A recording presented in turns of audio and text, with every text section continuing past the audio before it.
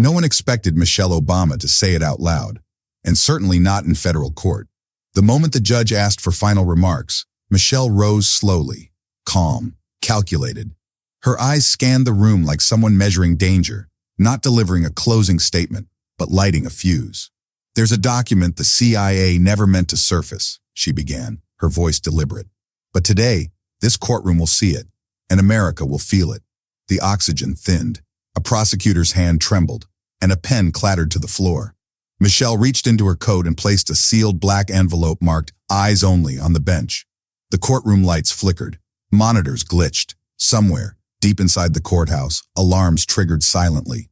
What was meant to intimidate her became the moment the shadows were forced into the light. Now press play, and watch the CIA's silence turn to panic.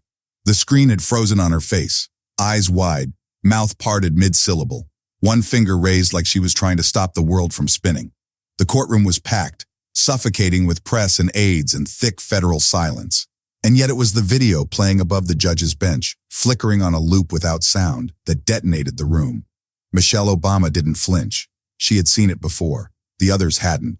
Senator Gray, once the golden boy of bipartisan reform, staggered to his feet like he'd been shot. His chair screeched back. No one called his name. No one tried to stop him. His face cracked in half. No speech, no statement, just tears as he walked out through the side door. His aide followed, but not fast enough to hide the trembling, and the door didn't close all the way. It lingered, half shut, like a wound. The judge hadn't blinked since the video started. His gavel hung useless beside him, hand twitching just once before going still. The footage, grainy, time-stamped, stamped, classified, decommissioned, showed a desert, a black site, a boy in cuffs, and then Michelle's voice, recorded through a body mic she hadn't known was live, calm, controlled, breaking. "They're going to disappear him, not charge, not even transfer. They want it clean. They want it erased." And then a man's voice, low, southern, deliberate. "We all want that." The video ended and started again. Outside, the protest had grown teeth.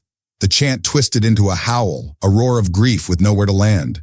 Reporters shoved against metal barricades as Capitol Police formed human shields around the entrance. Someone threw a copy of the Constitution in flames. It bounced off the stone steps, unread.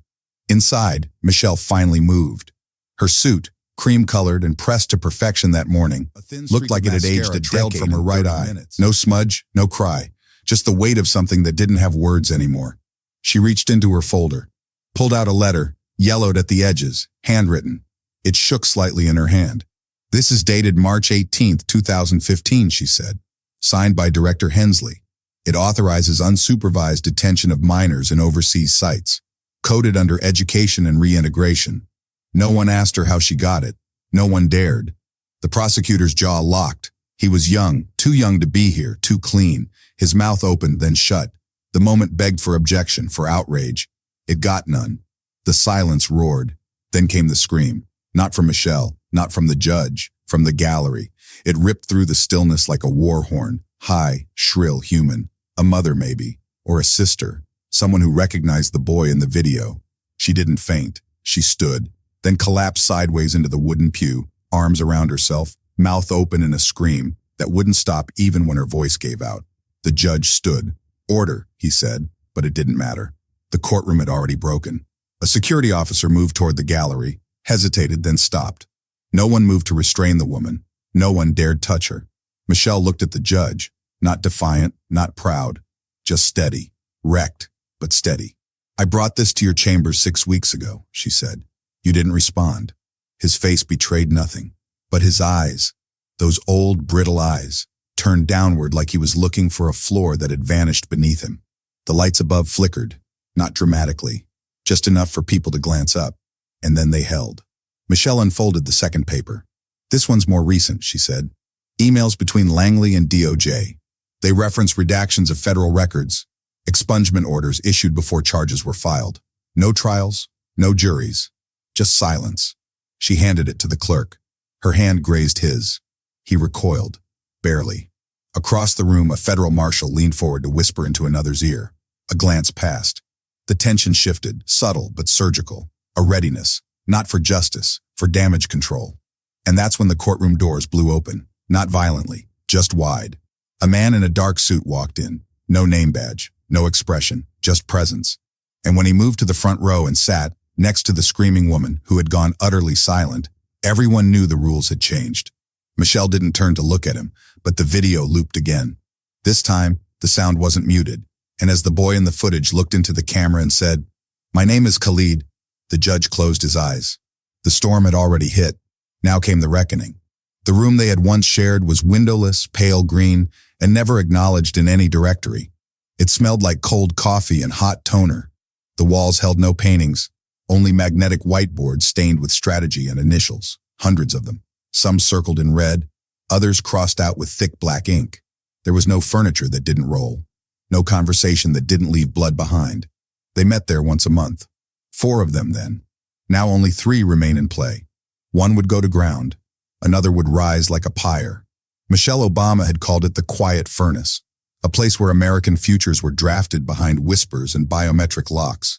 But back then, she had stayed. Back then, she believed the furnace could be reformed from within. She wasn't naive, just too loyal to walk away. She told herself every name erased was a lesser evil. She hadn't met Khalid's eyes, not yet. Richard Hensley, former deputy director of the CIA, had never once raised his voice in that room. His authority came from quietness, the way his stillness made others speak too fast, the way he could end a career with a single nod to the corner. To Hensley, America was a garden, always in need of pruning. Disorder was the true enemy, not foreign agents or domestic unrest. His lips barely moved when he spoke. His beliefs never did. It was Hensley who had authored the education and reintegration program Michelle revealed. He never called it that in meetings. He called it stabilization via early alignment. Never said children, said pre-radicalized profiles. He believed ideology must be shaped before it sprouted. Michelle challenged him, once. He'd leaned in and said, "You think we wait for the fire to reach the city before we close the gate?" He had been her mentor, in the way a knife mentors a wound. The second was Elena Varelli, once a professor of legal theory turned federal judge turned underground icon. She had been the radical among them, the revolutionary cloaked in robes. She drank bourbon from a thermos, called the Constitution a sacred lie, and made enemies with grace. Elena never believed in the system, only in its exposure. She stayed within it long nights arguing over federal precedent, justice versus reparation. What a trial could mean if the courtroom was always built on a fault line. Elena called Michelle too merciful. Michelle called Elena too fast to burn. And yet, when Michelle tried to leak the files quietly, through channels, through order, Elena was the one who leaked them loud.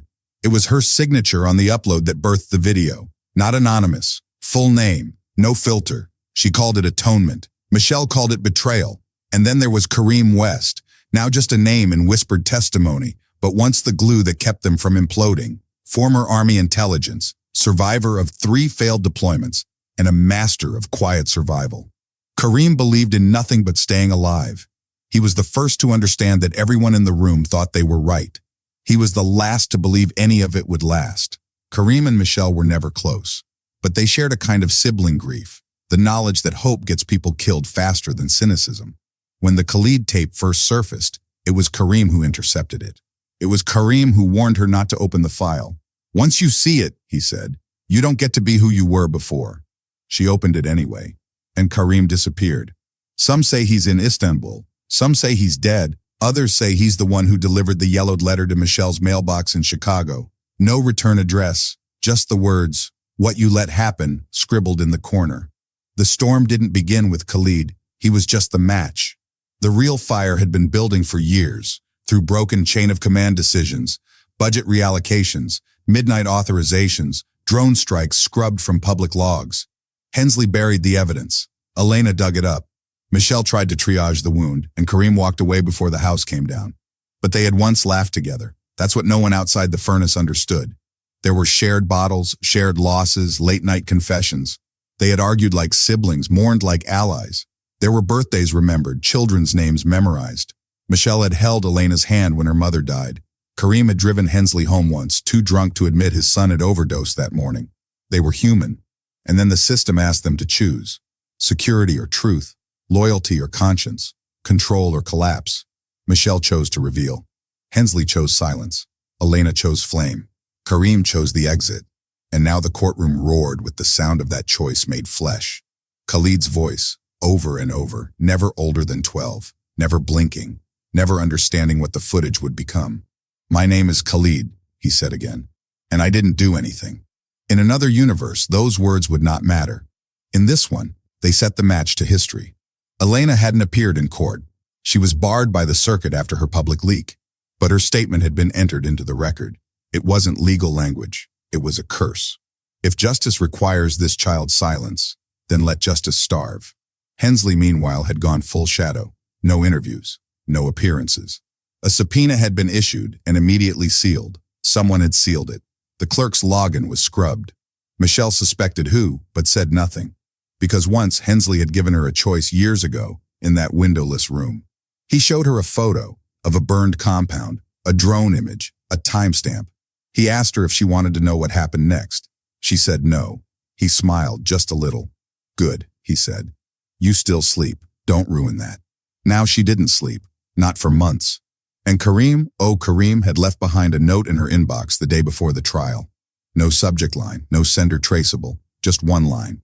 "You'll be blamed. But maybe that's what has to happen." She read it 6 times, then deleted it. In the courtroom, the man in the dark suit, the new arrival, sat motionless. But Michelle knew his presence. A federal handler, intelligence community liaison, which meant only one thing. Someone in the room had already activated containment protocols. The trial would not proceed cleanly. There would be no verdict read without interference. She could see the playbook unfolding. Discredit, delay, redact, declare mistrial, unless she detonated everything before they could. And so slowly she pulled out the last envelope. The one she hadn't shown her legal team. The one that didn't just name names but mapped the flow of money, from shell contractor to fake NGO to intelligence front. It would collapse a dozen operatives and half the Homeland Subcommittee. But it would also damn her. Her signature was on the original oversight grant. She hadn't read it closely. She had signed it anyway, because she had trusted them. Because back then, they had been the people who held the match. Now, they were the people trying to put out the fire. Khalid's voice still played. "My name is Khalid. I didn't do anything." Under the marble rotunda of the federal courthouse, time cracked in silence. Not from the judge's gavel or a rogue outburst. No. The moment that split the air came without ceremony. Just a name, barely whispered, caught by the mic, then echoed through every news feed like a drumbeat underwater. It happened during a procedural lull, as clerks adjusted exhibits and lawyers rustled pages. Michelle Obama, seated beside her lead counsel, leaned forward to reach for a document packet. A murmur passed between them. No one thought anything of it, until the courtroom mic, mistakenly left hot, caught her quiet instruction to her attorney. "Don't let Hensley spin Khalid's testimony. He knew before Cairo. He approved the black envelope." The phrase "black envelope" landed like an open casket. 3 rows back, the prosecution team went still. One associate, a junior just weeks out of Yale, looked up as if someone had called her childhood name. Another reached for a notepad, then froze. Cameras weren't allowed in the room, but reporters sat in overflow chambers watching live transcripts. Within seconds, the words jumped from courtroom to cable crawl. "Black envelope authorization confirmed. Hensley named. Michelle Obama mic leak." The judge's face didn't move, but her fingers gripped the armrest. There was no official program by that name, but the phrase had floated through defense blogs and conspiracy forums for years. A ghost operation. Rumors of sealed directives sent directly to CIA counterintelligence directors. Envelopes that bypassed oversight, encrypted and irreversible. No confirmation, no denials. Just long silences from offices that should have answered the phone. And now the former First Lady had said it. Out loud. On record. In open court. But that wasn't the spark. The spark came 30 seconds later, when Kareem West walked in. No announcement. No protection detail, no prior subpoena. He just appeared in the courtroom's north aisle, coat draped over his forearm, eyes bloodshot and dry, carrying a leather-bound portfolio in one hand and something that looked like a child's shoe in the other. Sand-colored, frayed at the edges, small enough to belong to someone under 10. Colleagues. Michelle saw him and stood, not with urgency, but like someone realizing a ghost had entered her house. The courtroom didn't breathe. Kareem didn't speak. He walked slowly to the clerk's table, placed the portfolio down without a word, and set the child's shoe gently atop it. Then he turned to the gallery, no expression, no nod, and left. By the time the judge called for a recess, it was too late. The damage was volcanic. What happened in the courtroom no longer mattered. Every channel had already gone to full-screen panic. Images of the child's shoe, zoomed and enhanced. Conspiracy pages reignited. Protests sparked within hours. Outside the courthouse, one man set fire to a stack of redacted intelligence memos. But inside the moment had fractured the very floor. Michelle opened the portfolio during recess. Inside were 43 pages, typed, marked, hand-noted, surveillance logs, CIA movement orders, copies of the early reintegration psychological assessment reports, one dated just 10 days after Khalid's village raid, another marked recommended for transfer, signed by Richard Hensley. The shoe, she later learned, had been retrieved from a burnt-out refugee encampment in Algeria, a classified ghost site, no coordinates, no name. A place she'd denied existed during her time as FLOTUS when pressed in a Senate hearing. She had been briefed differently then, told it was a misinformation trap, but the reports showed the truth. The site was real. Khalid had been there. The boy had been processed, observed, documented, not as a citizen, not even as a child, as a predictive asset. Page 19 contained a single line circled in red. Subject demonstrates precognitive trauma signature. Potential long-term loyalty projection achievable. Not innocence, not grief, just utility. Michelle didn't cry. She didn't scream. She closed the folder, wrapped the shoe inside a linen court napkin, and stared at the bench. The judge, to her credit, did not ask what had been delivered. She simply called the court back into session, voice strained with something between fear and exhaustion. But the courtroom had changed. Everyone could feel it. It wasn't in the words. It was in the posture of the bailiff, now standing closer to the prosecution. It was in the senator from Illinois who quietly left during oath renewal. It was in the rustle of paper, like trees caught in sudden wind, and the way Michelle's attorney no longer met her gaze. Even the marble columns felt colder, because what Karim brought wasn't a revelation. It was a confirmation that the whispers were never just paranoia, that the people trusted with impossible authority had used them, had watched, known, adjusted, forgotten. That was the fire, not the shoe, not the document, but the recognition in every chest that the world had tilted in favor of the silence, and no one noticed until the ground fell away. That night outside the courthouse, protesters lit 13 candles in a straight line down the steps, one for each name redacted in the Khalid file. No speeches, just fire, just waiting. Michelle stood in her hotel window overlooking the chaos. Her phone buzzed. A message from a restricted number. Just one image. A hallway security cam freeze frame. Richard Hensley, a month ago, standing outside a hospital in Lisbon, with Khalid. No timestamp, no file origin, just the image. The boy had been alive, long after the agency marked him as deceased in the official logs. Michelle's legs nearly gave. She steadied herself on the desk, then threw the hotel glass at the wall.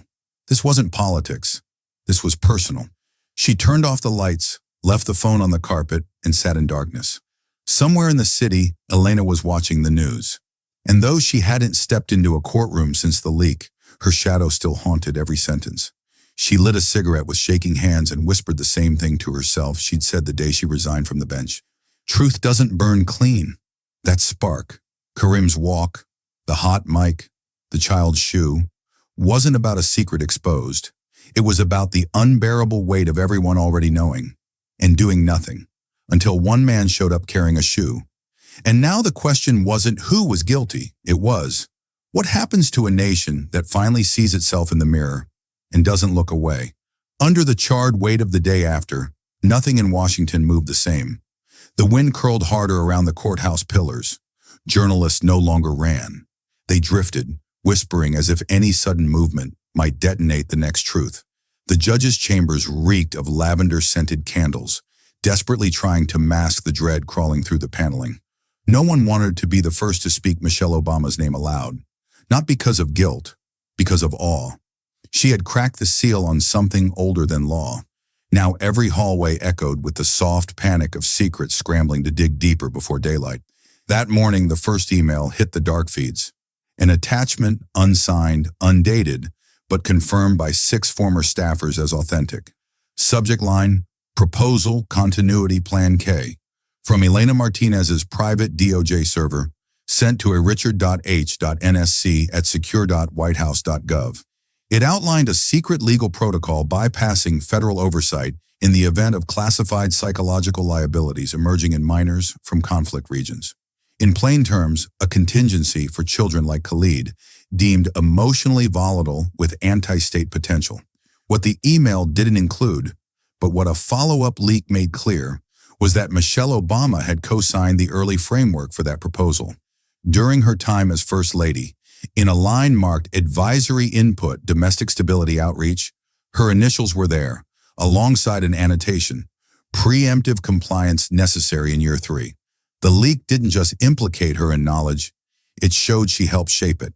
By noon, reporters surrounded her hotel, shouting questions she didn't answer. She hadn't left her room in 18 hours. She hadn't spoken, not even to her attorney, but someone else had. At 2:11 p.m., The Atlantic published excerpts from the personal diary of Jada Laramie, a former DOJ aide and once Elena Martinez's closest confidant. The entries weren't recent. They were written over 5 years earlier, but they felt like knives forged for this exact hour. April 19th, 2019. Elena says she had to sign the override today. I didn't know what she meant until I saw the file. It's a child, a boy, 11, I think. She told me not to cry. She said sometimes justice isn't what you do, it's what you let happen. August 3rd, 2019. Richard Hensley brought a new list. I saw Michelle O's name in the margin. I asked Elena why. She said, because the First Lady sees the long arc, and she's willing to bend it with fire. I didn't understand then. I do now. But that wasn't the blade. That was only the handle. The twist came in the final entry, dated a week before Jada's sudden resignation. I caught Elena with Hensley again. Not in meetings. In her apartment. Late. Laughing. There's more than strategy between them. She said once they loved the same lie. I didn't know betrayal could wear lipstick and silk. I was her shadow for 3 years, and I never saw her. The revelation that Elena and Hensley had been more than adversaries, had in fact collaborated and perhaps conspired intimately, shattered the last illusion of ideological clarity. Michelle read the entries in silence. Her attorney placed them in front of her without comment and stepped back as if from a coffin. Moved silently. Michelle did. The only word she formed again and again. Why?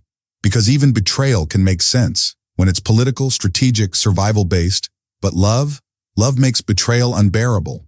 Worse, it made Michelle doubt her own memory. She recalled Elena on the campaign trail, the hand on her back during a heated debate, the whispered reassurances after they buried the education bill. Had those touches been real, or the practiced tenderness of someone nesting a knife? More secrets surfaced. Emails from the CIA revealed that Khalid had been tagged with operational potential before the raid that killed his family. The village was a target not because of known threats, but because it had yielded previous loyals in psychological screening. They weren't attacking insurgents. They were harvesting profiles. Hensley had ordered it. Elena had processed it. Michelle had endorsed the legal pretext for it. And somewhere along the way, they'd all told themselves it was for the greater good. But one person never believed that. Kareem West. He had known about the envelopes. He had tried in vain to push a congressional inquiry 5 years earlier. But his petition was rejected by a judiciary subcommittee Elena herself had helped form. No one had linked the two. Not until now. Kareem's confession, delivered in a late-night radio interview, was quiet, measured, more terrifying than shouting. I loved them both, he said, Elena and Michelle. One taught me what law was supposed to be. The other taught me how it actually works. They didn't lie to me. They let me lie to myself. And I let a boy disappear because I believed we were building something worth protecting. When the host asked if he'd testify, Kareem answered, only if I can bring the shoe with me. And then there was the footage. A clip, grainy, time-stamped 2 months before Khalid's supposed death. It showed Elena, in a desert outpost marked Tide Lock, embracing a small boy. Not coldly, not clinically. She knelt, held him, smiled, wiped his face with the hem of her coat. The boy looked like Khalid. A lip reader later confirmed. She said, "They won't understand you, but I will. I swear." And yet, 2 weeks later, her signature appeared on the final relocation directive. Status: terminal contingency approved. She had lied to him, and then she had erased him. But perhaps the cruelest revelation wasn't Elena's or Hensley's. It came from Michelle's own hand. A note, handwritten, dated the night after Khalid's file was first briefed to her during the second term, tucked into a memoir draft, never published. "They told me it was a boy with no family, no records, that he could be useful if guided. I asked if we could help him. They said that was helping. I didn't argue. I wanted my hands clean." In that line, the final lie bled into the open. Michelle had known. She had consented to the logic, not because she was evil, because she was tired, because she trusted people she shouldn't have, because she wanted something bigger to be true. And in doing so, she looked away. And when the reckoning came, it came not as a trial, but as a silence no one could fill. The courtroom, now half empty, no longer held ceremony. Every voice shook. Every defense faltered. Prosecutors stumbled through their own motions. They weren't pursuing justice anymore. They were watching ghosts argue. Even Elena, when she finally entered the chamber again, did not speak.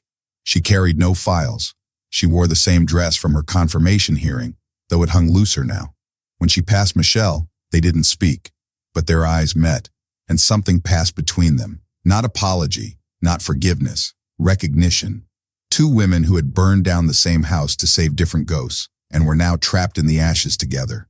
The judge asked if she had a statement. Elena said, "No defense, only memory." And that was it. No arguments, no denials, just the truth, finally released. Each one a blade, yes. But the twist wasn't the pain. It was realizing the blood had always been yours.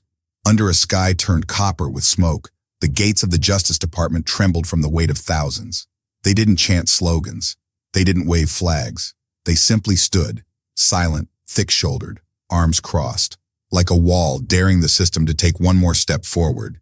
Their faces were not angry. They were emptied, as if grief had drained out all the oxygen and left behind only heat. What began as revelation had curdled into something darker, recognition. The names in the leaked files weren't strangers. They were sons, cousins. A niece who had vanished after a youth adjustment program. A brother who stopped writing after basic training. The classified corridors Michelle had once walked as First Lady now echoed in civilian memory. Everyone knew someone who had once disappeared into that machine. Now they had a name for it. White House, someone set a baby carriage on fire. No note, no explanation. Just fire licking the rubber wheels as the Secret Service closed ranks and protesters watched, unmoving. Across the country, institutions fractured like glass under heat. The Air Force issued a rare mid-morning press conference. But it wasn't the secretary who spoke. It was a lieutenant colonel, young, unshaven. He didn't read from notes. He looked straight into the cameras and said, "We have reviewed the file marked K207. We have found it authentic. We regret to inform the American people that domestic clearance thresholds were adjusted in 2016 without presidential knowledge. These changes created a shadow chain of command. We were briefed to obey." He paused. "I am resigning, effective immediately. I will not wear a uniform built on silence." He left the podium to dead air. No questions, no applause. Just the long, humming sound of a nation's spine cracking. In Chicago, the Obama Foundation blacked out its homepage. A single sentence in white serif font, "We are not who we thought we were." It was reposted 4 million times in 6 hours. A clip from the courtroom went viral that same afternoon. It wasn't Michelle. It wasn't Elena. It was the judge, breaking open mid-sentence. The moment she reached for her gavel to recess and missed. Her hand trembled. The wood cracked against the table. Her voice collapsed into a whisper. "We knew. Some of us. Not everything, but enough. Enough to sleep with one eye open." That video played on loop in Times Square, over the Pentagon, on the front of the Los Angeles Museum of Justice. By nightfall, the National Archives were swarmed. People brought candles, not to mourn, to search. They wanted names, files, documents not yet released. There were reports of staff members being locked in and forced to read from records at gunpoint. CNN ran a chyron for 17 hours straight. Who authorized the child lists? And Michelle, she was gone. Her hotel room was empty. Security footage showed her exiting through a side entrance. Alone. No staff, No security. Just a gray coat, sneakers, and a backpack. A woman without office, title, or place. Elena wasn't gone, but she may as well have been. They moved her into federal protective custody not to save her from harm, but from recognition. The country no longer saw her as a woman. She was now the face of a wound. One video surfaced from a grocery store, where a shopper screamed at a woman who looked like Elena. It wasn't her, but that didn't matter. The woman was tackled. She lost 3 teeth. In Washington, loyalty fractured into tribal memory.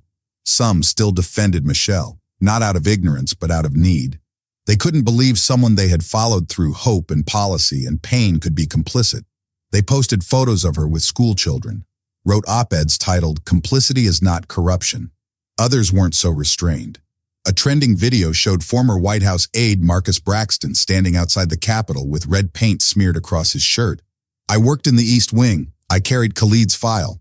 I thought it was just a warning brief. I didn't know it was a kill list." He wiped his hands on the marble. "I'm done asking forgiveness. I want to burn the map." One by one, institutions began to fracture. The Supreme Court issued an unprecedented emergency ruling, suspending all child detention cases pending federal investigation into the validity of Plan K. But no one cheered.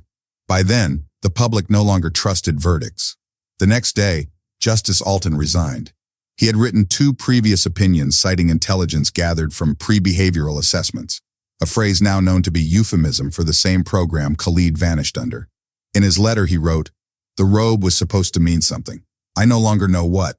The court emptied. And then, the real bomb dropped, a new clip. Leaked, undated, fuzzy audio, but clear enough. Michelle's voice. "I told them I'd look the other way if they only used it once. Just once. For the sake of national continuity. I didn't know the boy's name. I didn't ask. That's my sin." It was picked up by every network within the hour, played over lunchrooms, bus stops, church bulletins. It was the confession everyone thought would never come. She had known, and she had chosen silence. Elena's lawyer refused to comment, but someone hacked her private audio logs. On one, she breaks down mid-sentence, says the word mother 12 times in 1 minute, ends with a whisper, "If I hadn't loved her, I could have stopped her." Washington became a city of traitors confessing to ghosts.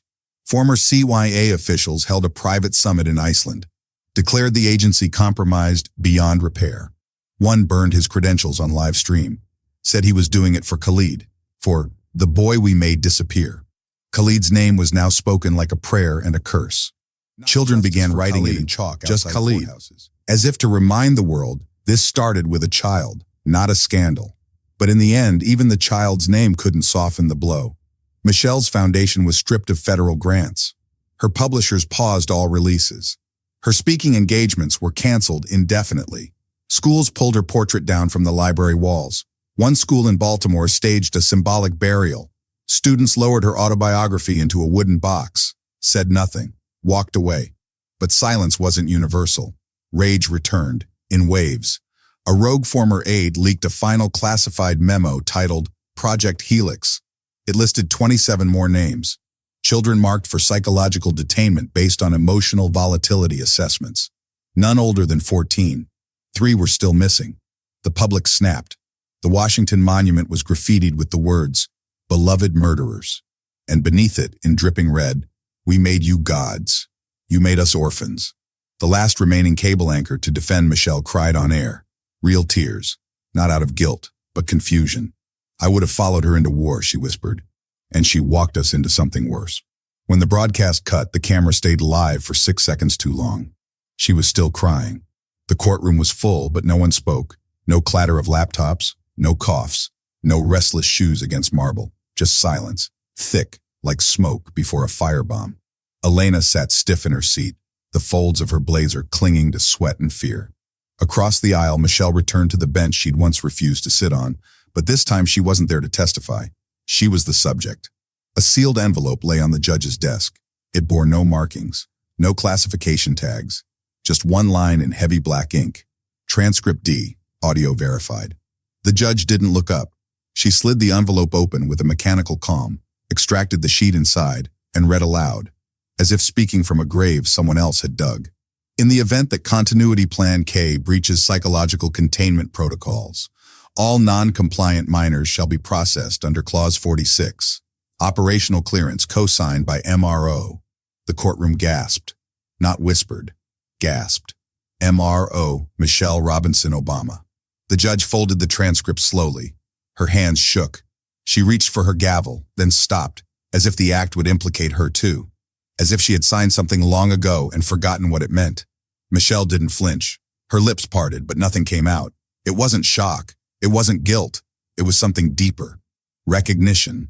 She had known this moment was coming, had felt it trailing her like breath on glass for years. And then Elena stood. No lawyer, no notes. Just her, shaking but upright, eyes flickering with something close to fury, and something deeper, grief.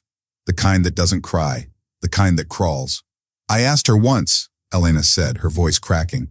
In the kitchen, between speeches, I asked, "Did you know?" Michelle turned toward her slowly. She said no, Elena whispered. She lied and kissed my forehead. Silence. Then someone in the gallery yelled. No words, just a raw, aching sound of disbelief. A man's voice. Maybe a father. Maybe a brother. He was dragged out by security, thrashing. His shoes scraped the tiles. Elena kept going. She didn't just sign it. She defended it. She buried names. And when I tried to bring it to light, she begged me not to. She said it would tear the country open. Now Michelle stood. No, she said softly. I said it would tear you open. The courtroom froze. Elena took one step back. Michelle's voice didn't rise. It fell, low, controlled, measured like a blade. You were the one who drafted Clause 46. I just didn't stop you. The room collapsed into noise. Reporters dropped their pens. Cameras shook. One juror fainted, sliding sideways out of their seat. It didn't matter anymore. There was no process left to protect. Only blame. Only blood. Elena staggered. Her mouth opened, then closed. Then opened again. No, she said. That's not... You told me it was only theoretical. Michelle pulled a crumpled piece of paper from her pocket. Unfolded it. Held it up. Her resignation letter. I signed this 2 weeks ago, she said, but I didn't release it.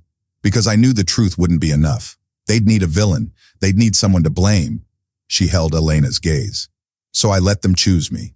Elena crumbled onto the bench. Her knees gave. Her hands trembled. Somewhere in the corner of the room, a woman started sobbing. It spread like wildfire. The judge finally struck her gavel.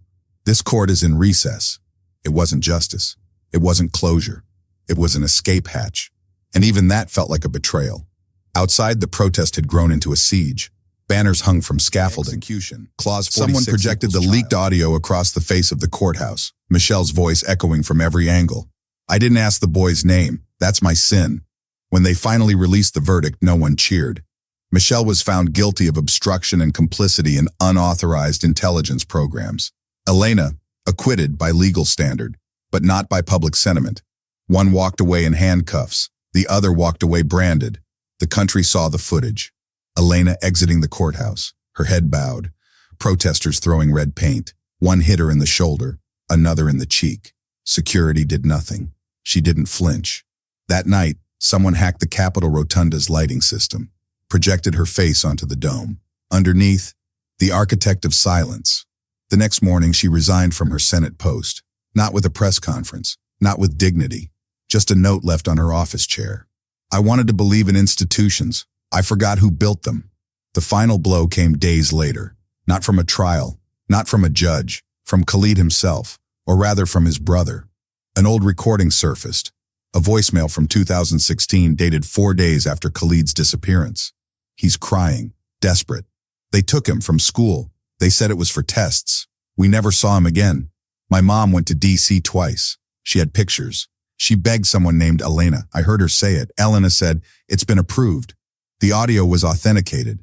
Elena never responded. A journalist tried to reach her, found her at a bus terminal in Virginia. No aides, no entourage, just a duffel bag and a sweater. When asked if she had anything to say, she replied, "No one is innocent. Just some of us lasted longer." She boarded the bus and vanished. As for Michelle, her last public appearance came not in court, but in a hospital. She was granted a temporary release to attend her mother's funeral. Reporters expected a statement. She gave none. Just stood, eyes fixed on the casket, while protesters stood outside holding signs that read, "Which mother do you cry for?" She didn't break. Not then. But later in her cell, guards reported she stood for 4 hours facing the mirror, silent, not moving, her dinner untouched. One guard said she whispered something they couldn't quite make out, but it sounded like, "Tell Khalid I'm sorry." The transcript of her trial was published. People read it like scripture, looking for redemption or damnation, depending on who they believed. A single line from Elena's testimony went viral. "I wanted to be her. I became her. And now I can't remember who either of us used to be." That line is now etched onto a wall in a federal museum that never planned to exist, the National Center for Institutional Reckoning. Entrance is free. The first exhibit is called "The Children They Forgot." The final panel is blank. The inscription reads, "What would you have done?" The marble floors were never repaired. They swept the glass, yes, hauled out the torn banners and scrubbed the blood from the steps. But the cracks remained, thin hairline fractures spidering across the tiles, untouched, as if the floor itself had witnessed too much and refused to heal. Capitol janitors worked double shifts. No one spoke, not even about the paint still staining the statue of Lincoln, now hidden beneath a tarp so thick it looked like mourning cloth. They didn't replace the lights in the rotunda. A single fixture flickered above the dome. No one touched it. It pulsed faintly in the dark like a warning or a failing heartbeat.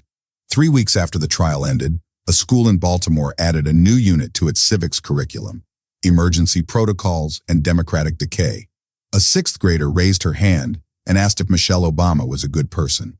The teacher paused, stared out the window for a long moment, then said, "That's not a question with an answer." In Cleveland, a mother filed paperwork to change her son's name. His original name matched one of the children listed in Clause 46's draft provisions. She'd read it a dozen times. His name, in the fine print, surrounded by codes. She said she didn't want anyone to accidentally remember. At the Library of Congress, the audio files from the Khalid tapes were downloaded over 19 million times. Someone began remixing them with protest songs. Someone else cut the clips into an experimental opera called Directive 46. It played in an underground theater in Portland for 3 nights before a bomb threat shut it down. No charges were filed, but no one opened the theater again. Michelle never appealed. She served her sentence in a facility outside Maryland, minimum security. Former governors, ex-CEOs, and quiet ghosts from prior scandals all walked the grounds in tailored uniforms and untied shoelaces. She kept to herself, declined media requests, declined books, declined visitors, except one. Once a month, Elena came. She never stayed long. Just sat across from her, elbows on the table, eyes red but dry. Michelle never asked why she came. Elena never explained. They would sit in that room, hands resting in parallel, not touching, not shaking. 2 statues across a fault line. The guards came to call them the Echoes. Across the country, legislation shifted quietly. The Emergency Oversight Repeal Act passed in a midnight vote. Most of the public never noticed. The ones who did said nothing. It didn't feel like victory. It felt like sweeping ashes from the bed of a still-burning fire. One protester who'd lost a brother under the directive policies set himself on fire outside the Supreme Court. He did it in silence. No slogans. No signs. Just a photograph of Khalid tucked into his coat pocket. The next morning, a new sign appeared outside the building. "Please do not bring open flames within 100 feet of the perimeter." In Chicago, an artist painted a mural called Amnesty for Ghosts. It depicted a classroom with empty chairs, each draped in a different American flag variation. Upside down, burned at the edges, stitched with children's names. The city council voted 6-5 to remove it. The wall remained blank for 3 months. Then someone spray-painted a single line across the bricks. "History is not rehabilitation." In a rural town in Kansas, a girl named Mara began writing letters to Khalid. No one told her not to.